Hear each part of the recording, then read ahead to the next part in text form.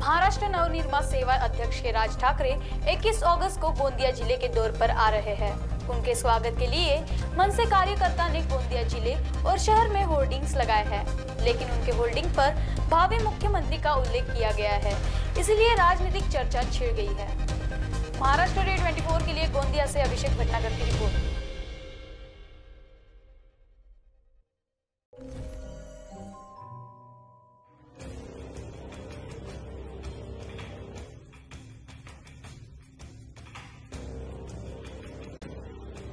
अगड़म बगड़म तिगड़म नागपुर में होगा चीन टपाक डमडम। जादुई दुनिया के नए नए चमत्कार अब नागपुर में पहली बार। डायनासोर, गॉडजिला और गोरिल्ला और आदमखोर भेड़िया एक मंच पर एक साथ। 13 अगस्त से रोजाना 3 शो, 1, 5 और रात 8 बजे। विदर्भ हिंदी साहित्य सम्मेलन, झांसी रानी चौक, नागपुर में। बुकिंग्स के लिए विजिट करें www.badshahmagicalworld.com।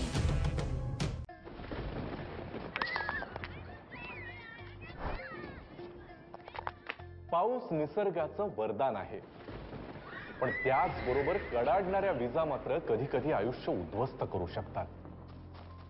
महाराष्ट्रात विजा पडून झालेल्या मृत्यूंची सरासरी चिंताजनक आहे। विजा पडणे आपण थांबवू शकत नाही, पण आपण आपल्या जीविताची काळजी घेऊ शकतो। विजा चमकत असल्यास मोकळ्या जागेवर राहू नका। पत्र्याचे शेड, बस स्टॉपचा आसरा घेऊ नका। उंच झाडे, विजेचे खांब याखाली उभे राहू नका। छतावर किंवा उंच डोंगरावर असाल तर खाली उतरा। पाण्याच्या मोठ्या साठ्यापासून दूर राहा।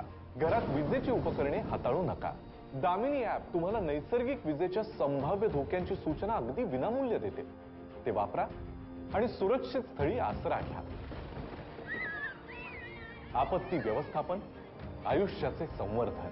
आपत्ती व्यवस्थापन, मदत व पुनर्वसन विभाग, महाराष्ट्र शासन।